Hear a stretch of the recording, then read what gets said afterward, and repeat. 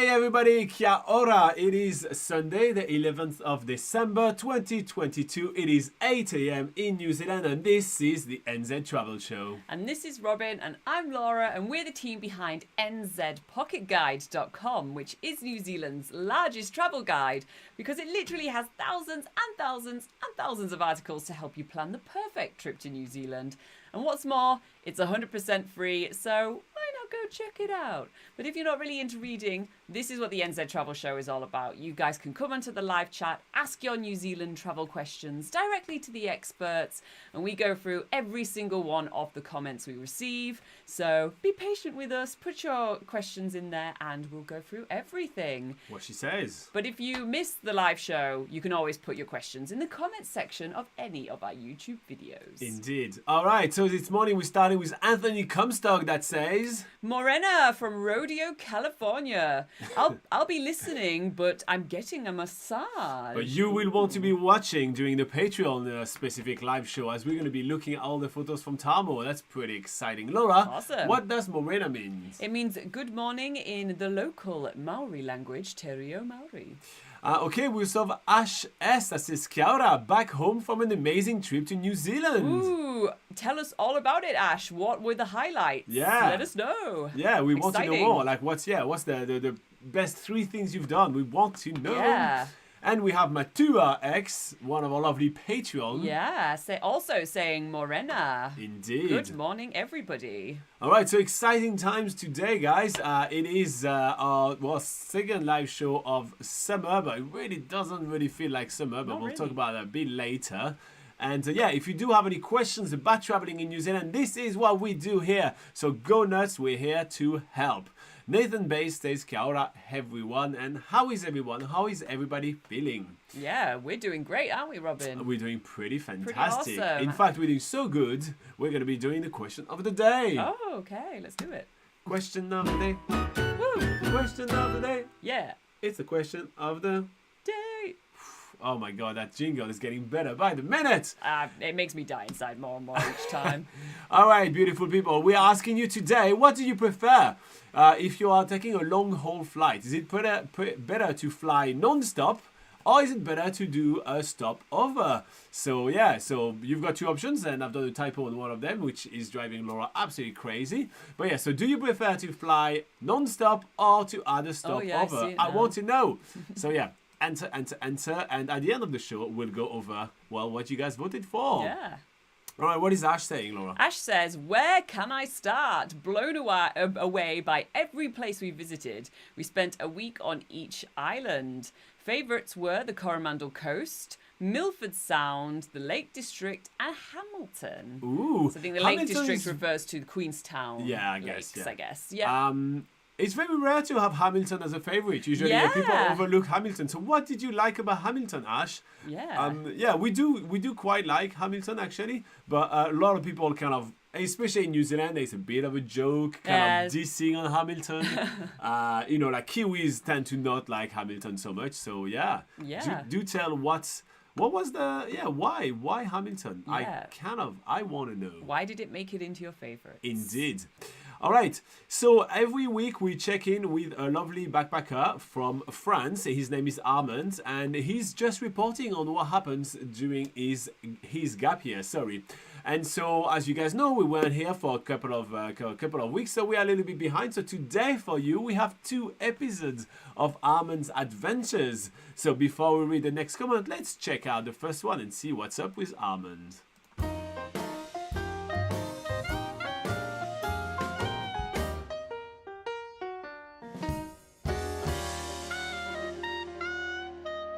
Kia ora guys, this is Armand giving you guys updates on the 9th week of my working holiday in New Zealand. I'm currently on my way to the Polynesian spa for the 5th time, I believe, since I got to Rotorua. I quit my job at the orchard yesterday simply because I felt like the benefit to cost ratio was not favorable anymore. And the sun is starting to get really scorching hot, but to be clear, this was a very good experience. I have no regrets. I earned enough money to be comfortable for a while and even afford the Fujifilm macro lens that I'm looking forward to purchasing when I go to Auckland again. And I met some really cool people. I met some great friends. Shout out to my pals Jules and Jérôme if they watch this. Really amazing guys. I'm so glad I met them, and this was a very good experience because it's only by doing things and experimenting that you can really know what works for you and what doesn't, you know. And so I'm going to start looking for something else still in Rotorua because I love this place. Won't be moving anytime soon. That aside, I took some really nice shots at night of the government garden. Oh, and we went to the Rotorua night market on Thursday with my pals, and I actually met my boss there, which was kind of unexpected, but it's a small city, you know, so that was cool to see him there. I think that's pretty much it for this week, folks. I will go to Auckland for Christmas and back then to Rotorua a few days later, just because I have some mail I need to retrieve from my PO box there. Until next week, guys, best of wishes and cheers! All right, so he's going to the Polynesian spa a lot. I hope he's got a season pass. Is there such a thing as a season pass for like hot pools? Yeah, that actually is. Like at some of the local hot pools around New Zealand, you can get like one either for a year or half a year, that sort of thing. So yeah, it might be worth going if you are going. How many times did you say, 9 or 7? No, five. That's his fifth yeah, time. yeah. So if you are going that much, and also Polynesian spas, not exactly the cheapest hot pools, might be worth getting one of those sort of like multi-entry or season pass type things. Nice. All right, so what is Nathan having to say? Nathan says, can you believe that it's almost Christmas and then the end of the year it has gone way too quick? It certainly has, hasn't it? It's gone We so did a bit of quickly. shopping in Auckland, and so every shop had like those stupid Christmas music that drives retail workers crazy. So yes, I can't believe it's almost Christmas. They always pushed quite a lot. We haven't got our Christmas decorations up in our house yet. We haven't. But We probably will do it like maybe next week or something. or maybe sooner. What? Cool. So we have Ash continuing and telling us a little bit about Hamilton. Yeah. So he said that the Hamilton Garden was awesome, which I totally agree. The Hamilton Garden is really, really cool to visit. Yeah. There's a lot of different themed garden, everything. It's really fun. So big as well. Yeah. You can spend like half a day there easily. Easy. And then he says the Waitomo Caves nearby. It's true. Really, It just brings my mind. I'm like, actually staying in Hamilton, you get way more accommodation options than what you have in Waitomo. So it's a great place to stay at if you want to explore the town of Waitomo. And then Zealand Tea, New Zealand's only tea plantation. Yeah. So did you do the guided tour where they teach you the tea dance and everything? It is kind of fun. It is one of the kind of silliest episode of New Zealand's Biggest Gap Year that I really did enjoy. Yeah. Continuing, he's also talking about something in the Tongariro National Park. Cool. He says Taranaki Falls was an excellent. He or she, actually, by the way, I'm not. Yeah, Taranaki Falls was an excellent recommendation by you guys. The hike and the falls were something else. Tongariro National Park was another favourite. Yeah. Enjoyed Gollum's Pool hike. So What's Gollum's Pool's hike, Laura? So that, according to Google Maps, because that's the way that it's listed on Google Maps. Nonsense. Is Tawhai Falls, which is spelled Tawhai Falls. That is listed on Google Maps as Gollum's Pool, although there wasn't any filming that actually happened there. Actually, the waterfall that was used for filming in The Lord of the Rings is actually on the other side of Mount Ruapehu in the Tongariro National Park, and that's Mangawhero Falls was used for the filming of The Lord of the Rings. But yeah, Tawhai Falls is, whether it was used in Lord of the Rings or not, it's a really awesome, just really like 10-minute walk to see. 10 minutes is stretching it. It's not 10 minutes. It's like super short. It's like well marked, completely flat with just some stairs at the end. I mean, it's just so you get accessible. to see two different viewpoints of the waterfall. That's definitely a really easy waterfall walk to go check out. Yeah. And Ash is saying, "What? Oh no!" Yeah, Sorry, Ash. I know it's a big lie. It's a big lie. But yeah, no, that's pretty cool. And Taranaki Falls is one of our favorite hike to do in the Tongariro National Park. And in fact, Laura may have done this hike this week again. Yes. So yeah, she may have taken some friends there. And yeah, Ash is really upset. Says, what? Oh no, it's still a beautiful waterfall, mate. You still enjoyed Yeah. it. And says Mangafero Falls was on the schedule, but we didn't have time to go. Well, that's for your next trip to New Zealand, isn't it? You always have to have a second trip to New Zealand to add all the things that you missed. That's always the thing. Like Yeah. when people come to New Zealand, they always wish they spent longer because there's so many things to do here. You don't even realize until you get here. There's like, oh, what's this? What's this? There's so many small attractions that you can visit within a 10-minute walk. So yeah, never underestimate how long, how much time you'll need to see everything in New Zealand. And if you do have the option to extend your trip even by a week, you definitely won't regret it. So yeah.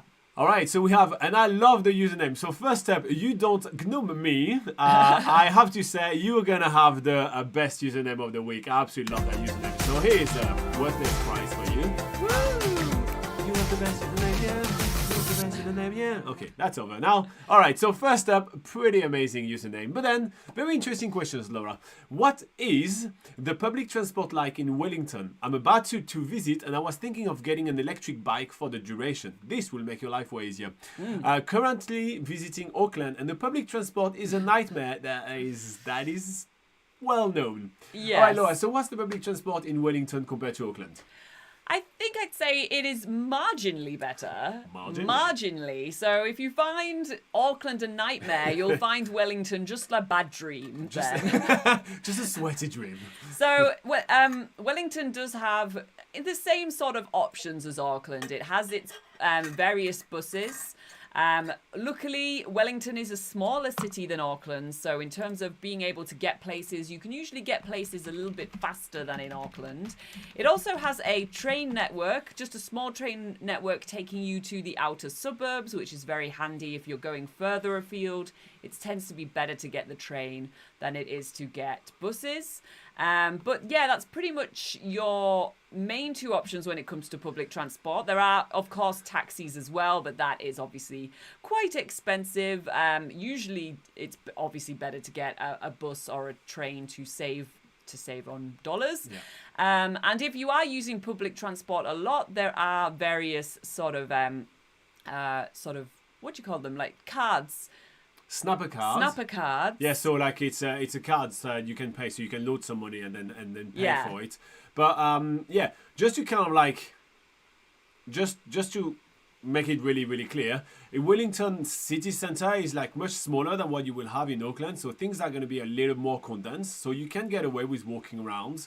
Depending on how long you want to stay, like there is going to be a couple of places that are going to be a little bit more further afield, but at that point they're going to be like in a different suburb. So you will take for example, a bus from Wellington Central all the way to the Miramar Peninsula, which is where you're going to find like the Weta Studio Workshop, for example, which is probably where you're going to want to go because everybody wants to go there, those kind of things. And then you can take a bus like directly just, for example, to Mount Victoria, which is another great place to visit.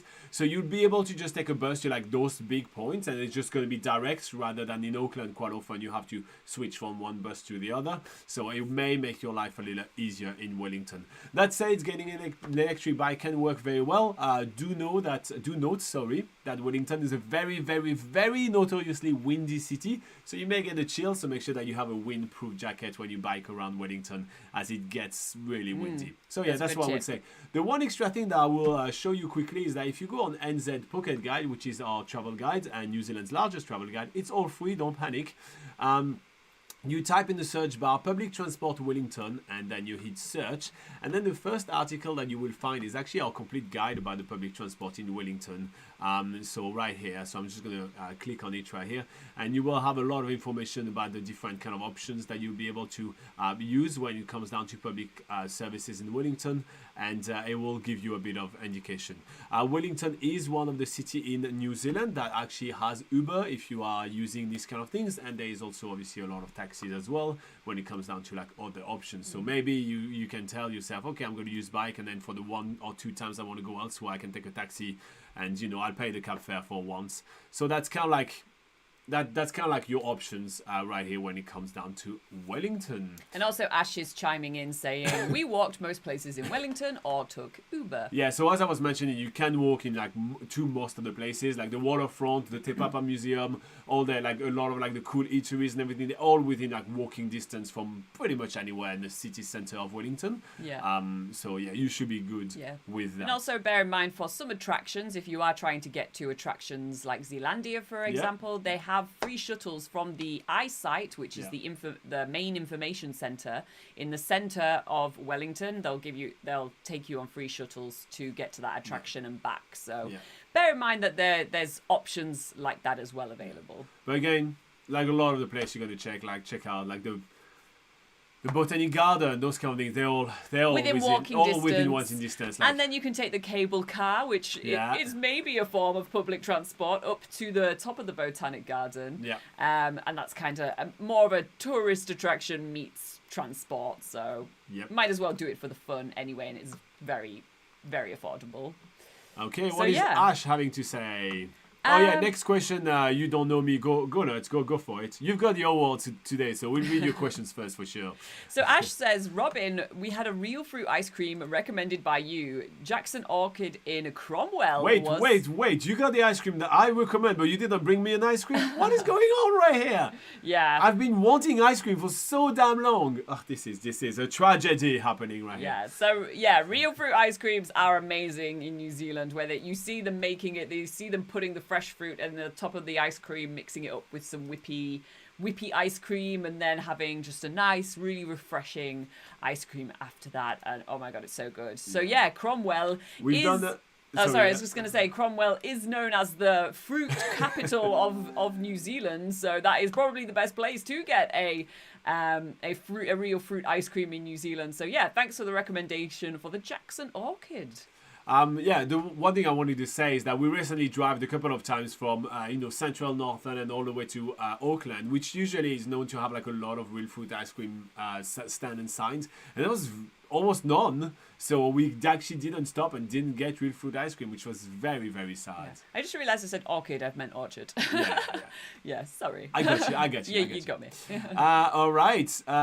You don't know me. I have to. You don't know me. Yeah, I have to do the pun every time I read the name, right? Yeah. Say thanks for the advice. I looked that up. You're very much welcome, my friend. And Ash says something that Laura can definitely relate to. Yeah, he says the blue colour of the water in the lakes is a sight to behold. Yes, it's something that Laura says every time we look at water in New Zealand. It's like, it's so clear. Yeah, it's just like, he's talking about the blue colours, but there's also like when you see rivers that you can see the bottom of the river of. It's just, I love seeing all the beautiful clear water as well. Even though I've lived here for about 8 years now, I'm still amazed by just the clarity of the water of the rivers and stuff. Oh, so good, so good. Do you think it's because I've been here for more than 10 years now that I'm kind of I'm taking it for granted? Do you think that I think you must be taking it for granted. Maybe that's what it is. Hopefully it's not, but maybe that's what it is. All right, everybody. So keep on going with all your questions, all your comments about your trip to New Zealand. I kind of want to hear more recommendation from Ash. I think that's pretty cool. But while you guys are coming up with some more questions and everything, we're going to check in with Armand again. So as promised, we have the latest episode from Armand's adventure in New Zealand. So now we're back. After watching that next episode, which is about 2 minutes, we will be back on the correct timing. To our normal schedule. And now we're going to be like we are watching it as it happens. So we're back on track with a live update from Armand. Okay, here's the latest one. What did happen to Armand this week?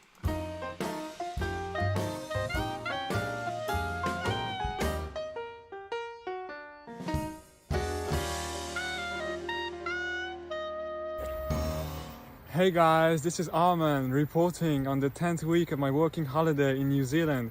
So I'm in the redwoods of Rotorua right now, and what have I been up to for the past few days? Well, first on Monday I met an awesome group of Chilean people with whom I went to the Karazhan Creek, a very nice place to have a hot bath. Then on that night I did the Mitai Maori village, which I was supposed to do before, but somehow I missed the bus. That was really awesome. I learned quite a bit about the Maori culture. The show was very good, and I also talked with some really nice people there.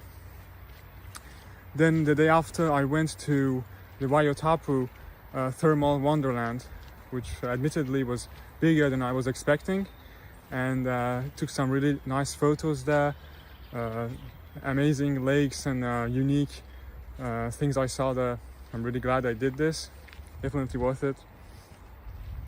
Then today I had my first driving lesson in New Zealand. The instructor was so nice and friendly, and it's taking a bit to get used to the British way of driving, and I need to readjust. But it's been going well, and I've had good progress in just this first hour. What else? Oh yeah, tomorrow we have the France-England game, and sorry Laura, but allez les bleus, we're going to win. And I think that's pretty much it for this week, guys. Until the next, cheers. All right, Laura. So, He's having a great time in Rotorua. Yeah, a little bit of competition is also for the rugby. Yes, that's okay, Armand. I'm not a huge rugby fan, so I won't be too displeased if England doesn't win. My takeaway from this week is, mate, you bought yourself a new hat, and I love it. I just like the fashion statement right here. Yeah. That is my take on that week. But yeah, no, interesting that he's learning to drive in New Zealand, so that's kind of cool. Something that not a lot of people are doing here. So yeah. We'll follow that, and hopefully he's gonna get his driving license. So it was week number 10. So there's 42 more weeks to go, and a lot of adventures to go through. There's even going to be some adventures outside of New Zealand, maybe perhaps. We'll see what happens then. But yeah, spoiler. Yeah, he is a bit of a spoiler, but yeah, happy times. So yeah, Armand's gonna get back to Auckland for Christmas. There is a relatively large French community in Auckland, so I'm suspecting that he may hang out with a couple of French people as well, like Jules and Jerome apparently. That got a shout out right here. So yeah, all right, where are we at right here? So Ash is talking about Fergburger, and I want Laura to read that because I can just take a boasting position. Okay. So Ash says, Fergburger was all right. Robin, you were right. Don't understand the hype and the long lines. Yeah, no, I don't get it either. Listen, I really don't get it. As I said, like Devil Burger is not too far from there. It's definitely as good, if not better, and you don't have the queues, and it's a little cheaper. Yeah, so and why not? In terms of like the big gourmet style burger, it's a very common When thing something on the is that menu. large, it cannot be gourmet. If it's that big, gourmet are usually smaller portions. A Fergburger isn't even that crazy big. No, it's not really that crazy big, but if it's that big of a burger, it's hard to call that gourmet. Well, it's just more like they add some different fillings that you may not be able to find on every menu. But they do that sort of big burger. There's a lot of places around New Zealand doing that now. Yeah. I feel like, but Fergburger has that brand that everybody's heard of. Yeah, so. yeah. If you're big on Instagram, people are going to go there no matter what. And look, it worked for you, Ash. You did spend some money there and you did a queue. So there you go. So whether it's good or bad, people are still going there. And you still gave them money. So here you go. Despite the fact that I'm saying that all the time, people still go there. So it's all, it's all Nobody's fine. listening to you, Robin. I know. I mean, like, there is like 9 people here, probably 3 asleep. So yeah, there's probably 6 people hearing my voice as we speak right now. So here you go. Speaking of you beautiful people, keep on going with all your comments. And comments, questions. Yeah, comments and questions for sure. Feelings. But we'll go through it all. But also, we do have the question of the day. So let's take a quick poll at where we are at. Question of the day. Question of the day. Question of the day. That is terrible. I love it. Okay, so we are looking at longer haul flights. Do you prefer flying non-stop or adding a stopover? So far, 82% of you prefer flying non-stop, and only 18% add a stopover. So it looks like your guys' take on that is like you do like to keep the transportation as short as possible. Get to where you're going. My take on that is that like let's take the example like a really long haul flight, like Auckland to New York, right? It's like 12 or 14 hours flight, right? I don't want to be locked into a metal box for like that long. I think I'd like to kind of the idea of stopping, it's even spending a bit of time, even if it's only a few hours, just spending some time at the airport. Obviously, a longer stopover, something that can be a day or two, that you can explore, let's say like Auckland to San Francisco, and then San Francisco to New York, for example, or Auckland to Honolulu. Why not enjoying Hawaii? Why not? Like just adding some time in between also help you deal with the jet lag, makes those flights a bit less dreadful and less hard. I mean, I'm notoriously kind of an unhappy flyer, I think. Like, Yeah. I think I'm too tall for the plane seat. I'm too tall for the plane's bathroom. It's just, like, I'm just never happy in flight. The flights don't work for me. It's just, it's the part of traveling that I dread. So I think for me, the idea of the stopover is really kind of like, giving me like, bite-size annoyance rather than one really long one that's going to really, really, really annoy me. What's your take on that? I think I feel like if you have the time, it's always better to do the stopovers and actually see some places on the way there, especially coming to New Zealand. It's so far away from anywhere, but if you have the opportunity to be like, oh, stop here, maybe spend a few days there checking it out. I know that comes with the luxury of time. You need the time to do it. But I kind of feel like that's the best way to even plan a whole trip to New Zealand, is kind of waiting until you have that moment in your life where you have, a good month, or maybe even 2 months, or maybe even a year, maybe even 6, however long your visa allows, to come to New Zealand, spend some time getting here, and just really making the most of that journey, those travel miles. You're missing so much to get here, and missing so much in between. You might as well stop, check some things out, and like you said about the jet lag, that's a very fair point. What if you're making that huge journey, coming to New Zealand and feeling so jet lagged and tired for the first couple of days? It kind of, you're not wide awake enough to take everything in as well. And if there's ways to sort of mitigate that crazy jet lag that everybody feels, especially if they're coming from very far away, then I would go for that. I like when we agree. It's always better. It makes it easier. Yeah. All right. So one big topic of conversation here in New Zealand is the weather at the moment. It is a topic of conversation all the time. New Zealand has 4 seasons in one day, blah, blah, blah. But at the moment, we're really not having summer weather at all, despite the fact that we are 11 days into summer. So we thought it'd be interesting to just recap a little bit what kind of weather you're supposed to be expecting in New Zealand in December. And if you're about to come to New Zealand, just doing a bit of research and stumble upon this video, we'll also share a few tips about traveling in New Zealand in December. At the moment, in the last 11 days, there has been summer in New Zealand. It has rained every single one of those days. So yeah, that's very unusual for New Zealand. But again, the fact that we have rain makes the land look so beautiful. So, welcome to New Zealand's summer. It's December, you just arrived and you're like, wow, it's going to be amazing. What kind of weather can I expect in New Zealand? So, this time of the year, you are usually expecting fewer rainy days than during the rest of the year during the other seasons.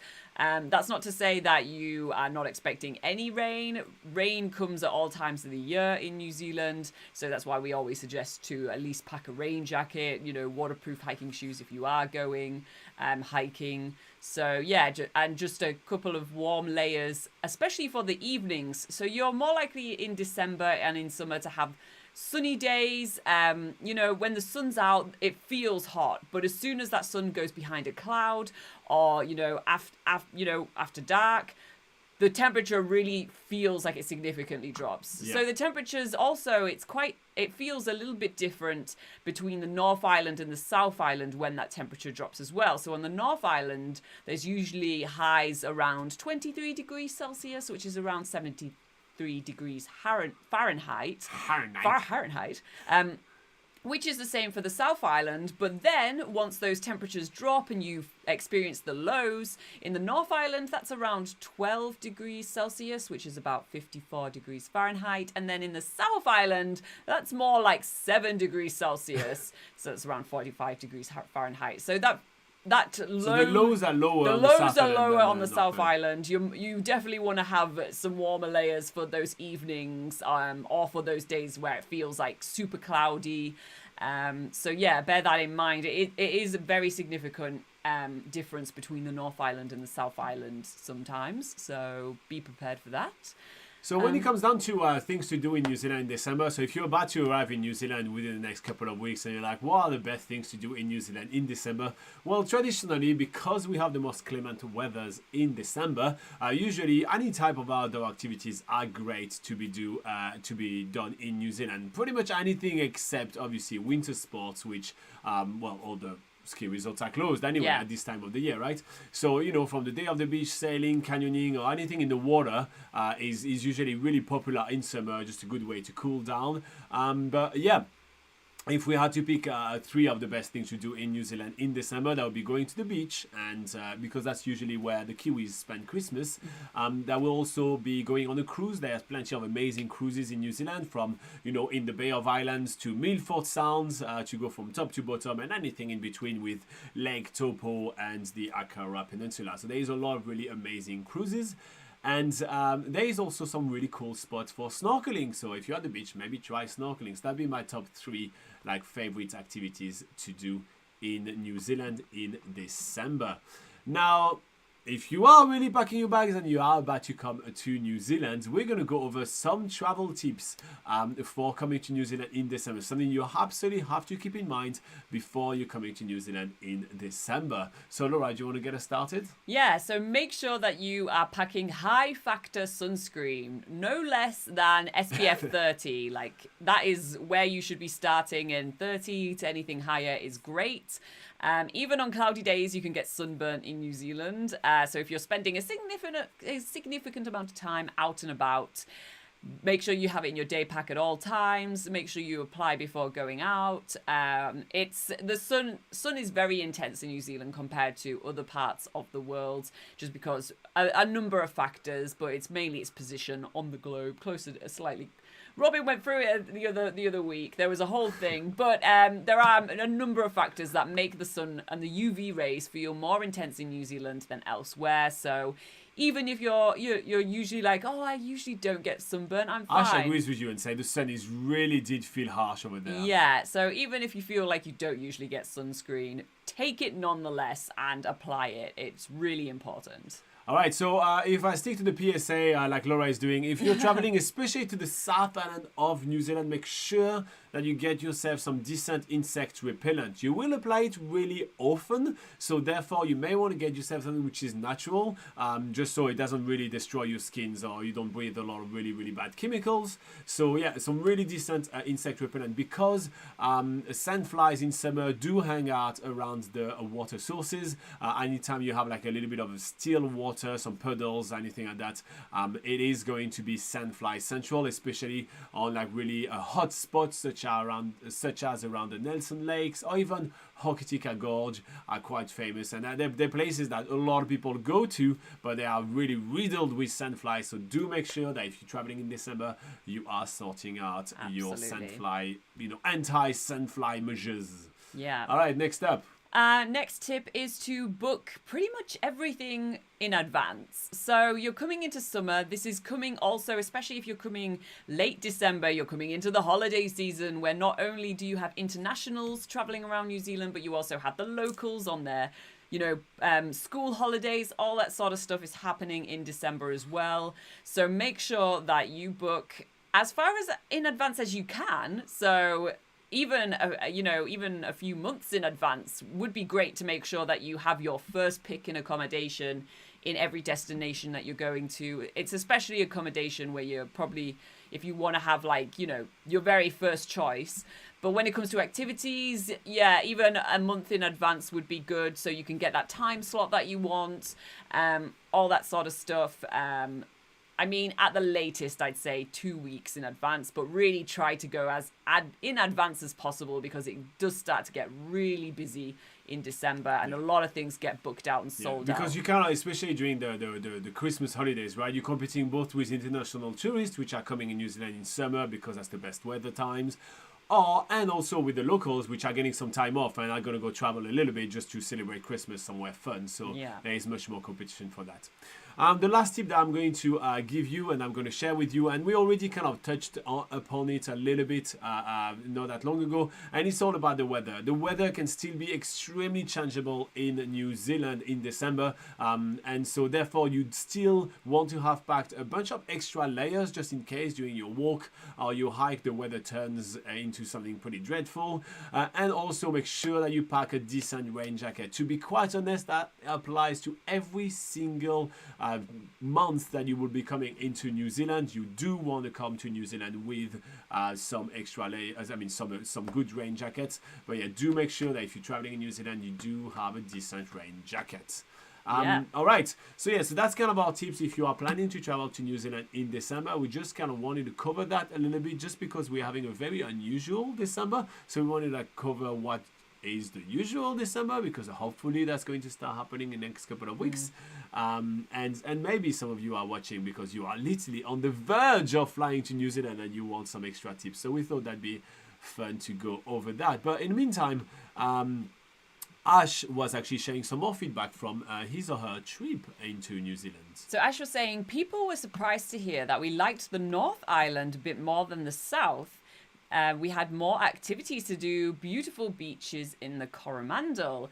The South Island was beautiful too, but the continuous mountains and lakes seem familiar, maybe like Colorado. Others will enjoy it, I'm sure.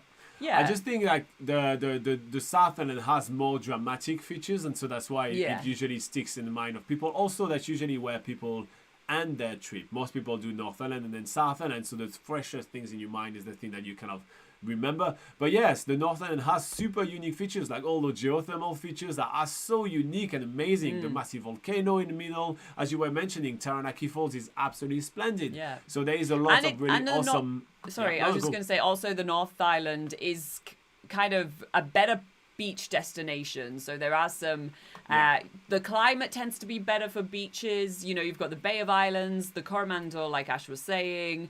You've got beautiful beaches in the Bay of Plenty and around Gisborne. So if you're not really used to that beach or coastal landscapes and that feels more unique to you, then for sure the North Island is going to appeal more than maybe, especially Ash saying he's coming from places like Colorado where mountains, lakes, we've seen it all before, you know.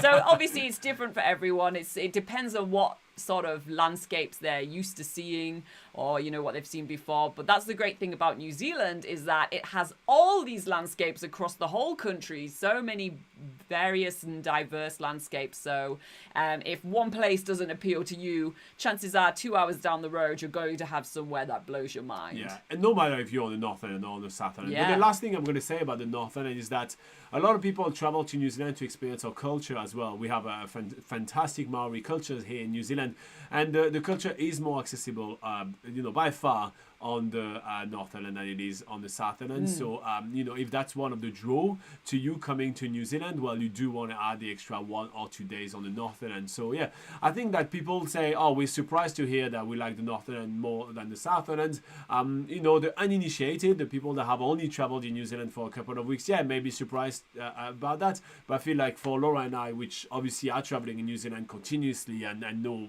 in New Zealand inside out, we're not really surprised. There's a lot of awesome places. I mean, and then there's also the grass is always greener, right? If you ask me right now, I'd say, I think I prefer the South Island, but that's because we're currently living in central North Island, and we've done pretty much everything that the North Island has to offer over and over and over again. So you kind of want something new, right? But aside from that, like, I do really see the appeal of the North Island, and we chose to live and get a house here on the North Island, right? So that's not a bad place. That's definitely not a bad place. Obviously do like it a lot. Yeah, the New Zealand North Island is a really good place. So yeah. Hey, we're going to be welcoming the 7 people that decided to join us since we started talking about the month of December. Welcome on the live show. We are here to answer all your questions about traveling in New Zealand. So if there is anything that is a wonder or something that you're unsure about your trip to New Zealand, go ahead. We usually read all the comments which are sitting next to Laura, on the side. And yeah, we're always happy to help you plan your trip to New Zealand. We are the team behind NZ Pocket Guide, which is New Zealand's largest travel guide. So you're not asking your questions to two random bubbling heads on the internet. You're actually asking questions to people that actually know what they're talking about. So yeah, and as I was just saying that, 3 of them just left. So yeah, it's all Hell good, no. guys. Well, it's fine. It's okay. It's all good. So yeah, no, it looks like Ash was having an absolute blast in New Zealand. But yeah, I did like your contribution as well, saying that the sun was really, really harsh. It's something that surprises everybody.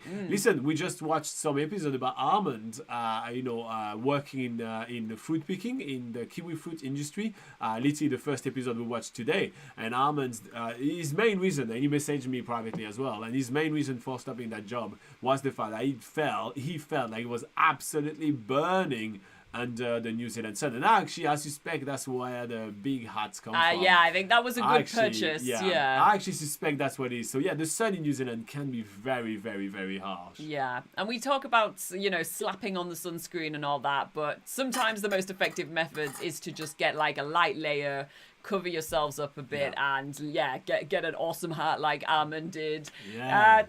That's an effective way too, so you're not always constantly slapping on the sunscreen. Baby Burn says, "Sup guys, feeling better this week?" Yeah, and this weekend. Yeah, we are feeling better this weekend. So last weekend we were just fresh off our trip from Samoa, where we were researching. Yeah, Robin's got the little flag. We were researching for our latest pocket guide, Samoa pocket guide. But because we were so fresh off that trip, we were not feeling so fresh ourselves. But yeah, this week we've had some good rest. Also been out exploring New Zealand this week as well. I mean, didn't take us long, but we went to do a bit of exploration in the Tongariro National Park this week, which is pretty awesome. Yeah, we are good to go. We're feeling better. We're feeling stoked. Thanks for asking. Ash says, on the train from Picton to Christchurch, we got burnt by the sun for 6 hours. Step off the window. I guess coming through the window. Wow.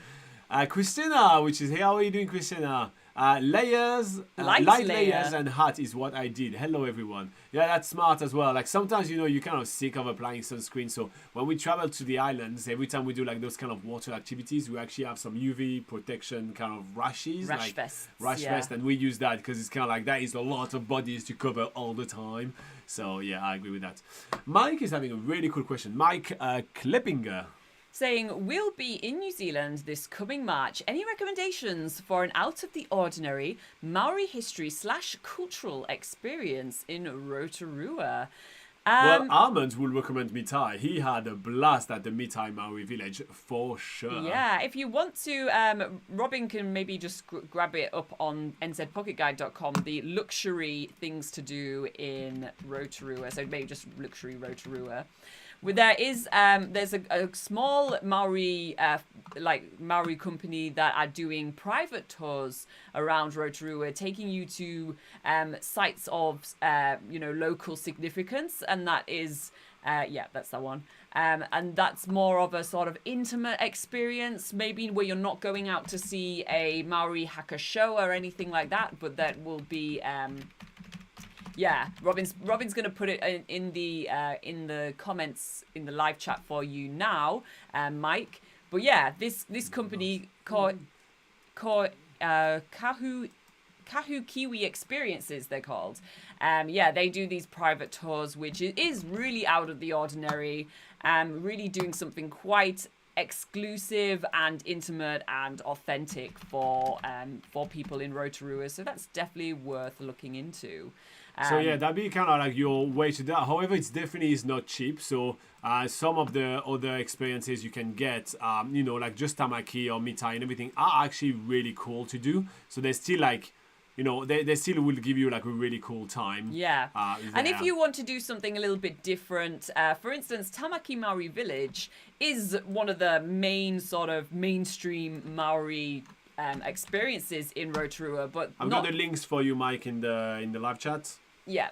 But if you're not really keen on doing their main evening tour that they do at Tamaki Maori Village, they also do afternoon cooking lessons, for example. They do other sort of experiences that you could be looking into, perhaps. So it's more of a one-on-one experience, smaller groups. You can ask as many questions about the Maori culture as you want, and perhaps that would be a more, a more unique experience than the average, going to a show, doing the Maori hangi buffet dinner, for example. So yeah. Check out the 2 links I the give you. two links that we've given you, and you should find something there to suit, hopefully. Ash says they didn't move from the window because they didn't want to miss on the views. Yeah, that's fair. I mean, that's just burn fair. and enjoy the view. Okay, what else do we have in the comments, Laura? Baby So we burn? have Oh, no, Christina Yeah. also saying, we are doing well. We caught up on our sleep.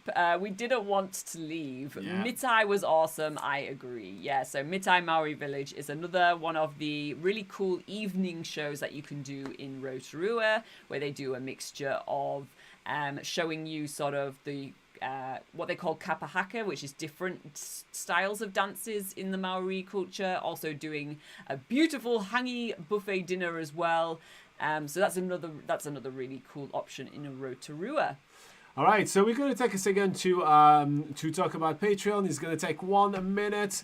But yeah, today on Patreon, we are doing something really special. So as you guys know, if you support us on Patreon, you get access to a few extra perks, such as, us going over your itinerary and adding all the notes so we can give you a lot of tips.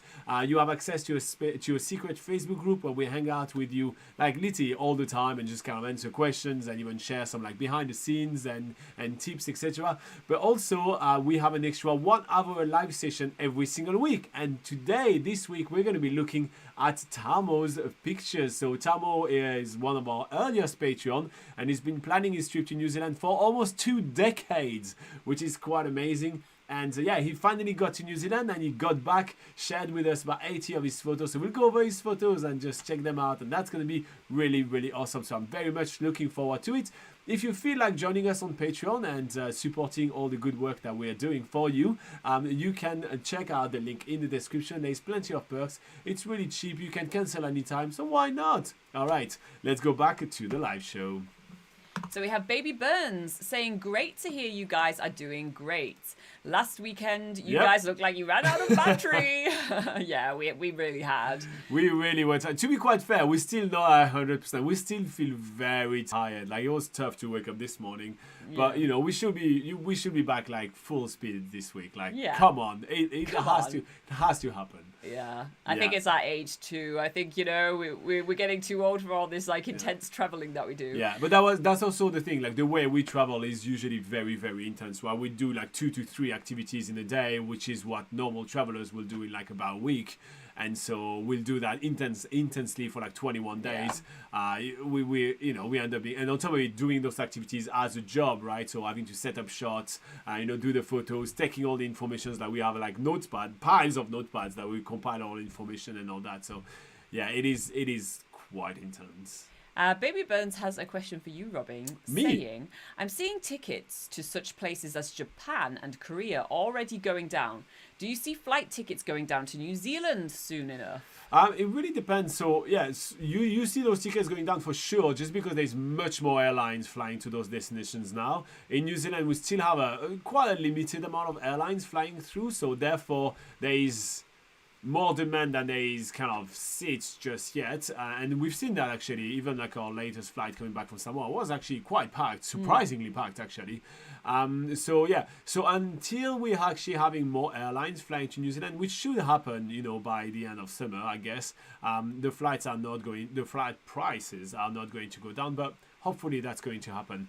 So my take on that is that by like, let's say, first quarter to mid 2023, prices are going to start going down. Obviously, I'm no flight expert or anything like that, but that's kind of my gut feeling for now, just because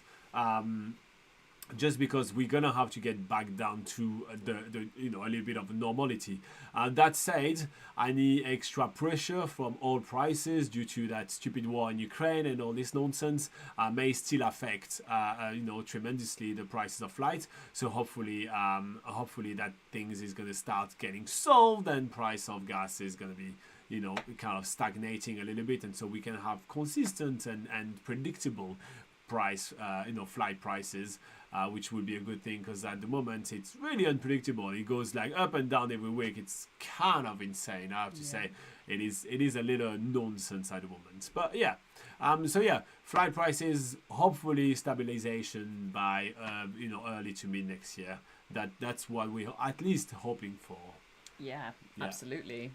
All right. Mike says, thank you, Laura and Robin. Ooh, I like that you thank you first. I mean, you're the one who gave the whole answer right here. So, yeah. You're very welcome, Mike. I hope you find something cool and unique and authentic to and hopefully enjoy. you get back here and kind of tell us about which activity you decide to do, what kind of fun stuff and everything. Like, I love the fact that Ash was asking a few questions pre-trip and then came back and kind of told us about their trip. And it's kind of gave their own recommendations as well, which is pretty cool. Yeah, which is, it's kind of like the thing that we kind of enjoy with this channel, right? We really have a small amount of viewers. So, like right now we have 13 people watching us. It's so little, right? We kind of slowly get to know people and get to know their trip. And so we kind of have a bit more of like an actual relationship with everybody watching our shows, which is the thing that we kind of usually enjoy a little bit more by doing that. Otherwise, we just hide behind our computer and just do the travel guide on the website because that has millions of readers and that's a little bit easier. There would be no reason for us to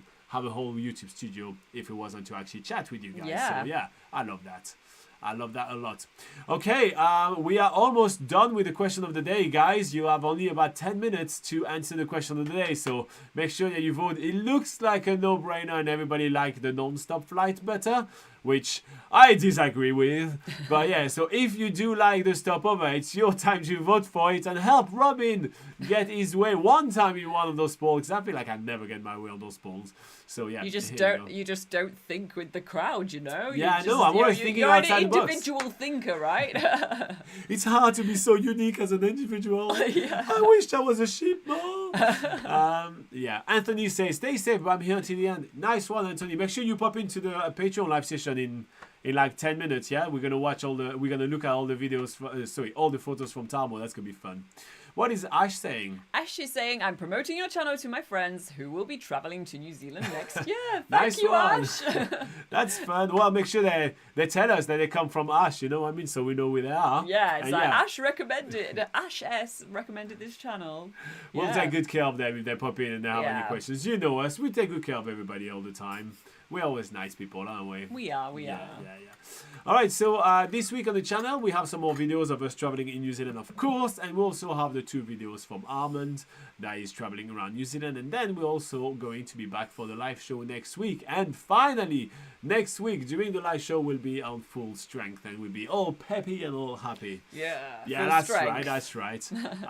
So yeah, and also on the website, we are doing a lot of updates. There is obviously a lot of things that have changed since COVID, and we've been churning out updates after updates after updates. So yeah, we've been doing a lot of different updates, and one of the latest updates is the latest update on our Tongariro crossing guide. There's a video actually on the channel as well with the Tongariro crossing guide, which is starting to trend a little. It has like 20 views a day. It's kind of like, wow, it's big for us. We're a small channel. We like it. Ash says, can you do Australia pocket guide next? Smiley face. Hell's no, way too big. There's no way. It's not in the plans, unfortunately. We're just sticking to, these smaller islands, with New Zealand being the biggest guide that we do. We do prefer like smaller destinations because what we see. So I don't know if you know that, Ash, but we kind of run a little bit as a not-for-profit company. So Laura and I, we never pay ourselves more than minimum wage, and everything we earn, we actually spend it into promoting sustainable travel habits in the South Pacific. So what we decided to do is to actually cover destinations which are not financially sustainable to cover by like all the other big publications, all the other big publications that I won't name any, but yeah. So a lot of them are kind of like, well, there's no money to be made in covering something as small as the Cook Islands or as small as Samoa or Niue, right? Yeah. There's really no money to be made in doing all that. So we decide to go over there and do all our work for free for them over there and create full travel guide with all our experience in there. And as well as when we go over there on those destinations, we also run programs such as like seminars to teach them online the online world and everything, to a lot of operators which don't have access to these kind of resources. And even in Niue, what we did, we actually bought for every resort, restaurant, and bar on the islands, we actually bought metal reusable straws in order to eradicate the use of plastic straw. So we do those kind of things, and we are only able to do that because we only focus on really small destinations. So we are able to actually produce all that work for them within a reasonable amount of time. While covering a country like Australia is so gigantic, it will take us 2, 3, 4, 5 years, right? Even just New Zealand, we didn't start this travel guide until I lived here for at least 5 years, and until we travel here extensively, and that takes a lot of time and money to do. And to cover Australia would be such an undertaking. We just don't have the resources for it. It's just as simple as that. We just can't do it. So therefore, we focus more on those smaller destinations, which I think also are very worth visiting, because it's places where your tourism dollars actually make a big difference. A lot of those places actually have their economies which usually revolve around the plundering of their natural resources. Should it be their stock of fish, or should it be their minerals such as gold and silver mines, or sulfur as well. There's a lot of sulfur mining there. Or should it be the plundering of their tropical rainforest for rare woods such as mahogany. So every single time you get a tourist that get there, that shows them that here is a path which is not at the expense of their natural resources in order to achieve financial sustainability. And so that's really what we want to promote in those places, while Australia and New Zealand kind of have already like that thing kind of down, and they have even better environmental regulations. There's still a lot of work to be done, especially in Australia and in New Zealand to a certain extent as well, as we have 80% of our rivers which are not safe for swimming, for instance. So there's still a lot of work to be done here, but we're still kind of on the path ahead. While in the South Pacific, they're a little bit behind on that, and so we want to be, and we have also the chance, and we work with a lot of organizations there. We have a chance to actually put our finger in the scale and actually tip the scale and help as well for that. So that's why we're making the choice to go to like smaller destinations. So yeah. And then sorry about that. As for England Pocket Guide, Ash, since Ash is saying, or England Pocket Guide since Laura's from there, that is more the reason why I shouldn't do an England Pocket Guide, right? So when you're from a place, when you've lived or grown up somewhere, you usually don't know the tourism industry as well as I know nothing about France either. Exactly. I have not extensively travelled around England. I've only, I go down to my grandma's house in Cambridge. I go up to my other grandma's house in the Lake District, and that's about it. So, it's usually, when you're asking a local to write a travel guide, it's usually they're not the best people to do that. But whereas in New Zealand, it's a country where the tourism industry I'm really passionate about. I'm really passionate about traveling around the country and finding all the hidden gems, that sort of thing.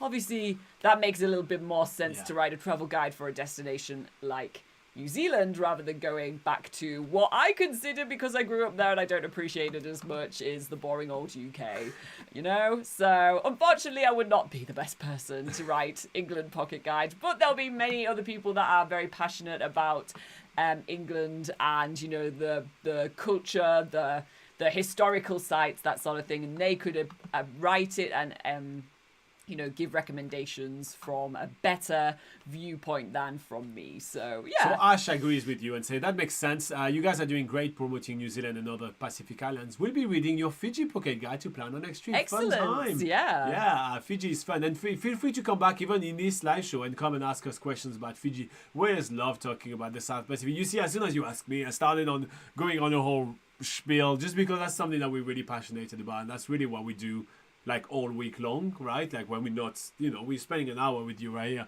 but that's what we do all week long. And we show it a lot to our Patreons on the secret Facebook group. We know with us, we share a lot about these kind of things as well. So feel free to come back and ask for sure. We'll be happy to help. All right, so it's almost the end of this live show. So let's just check in with that poll and see how much people disagree with Robin. Question of the day. Yes. What is it? The question of the day. Wow. The question of the day. Wow, Oh this God, is just I hate the doing worst. this every single time, Robin. 3 times per live session. It's a bit too much now. I find it so cringy. Just it's just like watching a good episode of The Office every time. It's kind of like, oh, it's so cringy. It Ah. is very. All right. Ooh. So today we ask you, for long haul flights, do you prefer flying non-stop or adding a stopover? Well, it turns out that 75% of you guys, 3/4 of you guys and girls, prefer flying non-stop. And only 25% of you decide that adding a stopover is a good idea. If you want to know my true opinion on that, just rewind a little bit. By like the half an hour mark, I gave a whole spiel about what I think. But yeah, so here you go.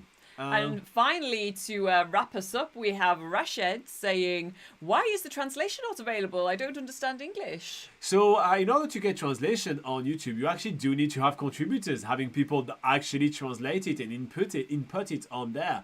So sadly, we don't have that. We don't have the money also to pay for translators. So therefore, for this reason, it's just not available from YouTube. I do think that you're doing very good with English, though. Rashid, your sentence was very well written, and almost no typo, nothing either. I So couldn't fault it. I know, that's really good. And on top of it, you use an emoji, which I absolutely love. So here you go, Rashid. I think you're doing really well. And hopefully, by watching our show, what you can do is that you can add caption at the bottom. And YouTube sometimes just put captions. And you can watch us with the caption. Maybe that's going to help you. I think you're doing great, mate. So yeah, here you go. Yeah. And Christina says, "I agree with Robin. A stopover is good to be able to stretch between flights. The 13-hour flight is not fun, especially if you can't sleep." And when you are Robin's height, you can't sleep. So yeah, no, I agree with you, Christina. I love it. Yeah. All right, everybody. Well, thank you very much for joining us for yet another NZ Travel Show live from New Zealand. We'll be back here next week at 8 a.m. New Zealand time. It's every week at the same time on the Sunday at 8 a.m. And we're going to wrap this one up. And yeah, we have another hour of this show with our Patreons, and I'm very much looking forward to see old timers photos. So let's get cracking with that. Everybody have a lovely week. Thank you so much for popping in. And yeah, for interacting with us. If you're watching a replay of that and there are some questions that we didn't get to answer, make sure to put them in the comments. So therefore I can answer them. You know, I go over like the comments we receive on YouTube pretty much every day, and I always answer. So yeah, I'm a nice guy like that. Pretty nice, Robin. Yeah. So let's wrap up with the word of the day. Ooh, pineapple. It's always tropical.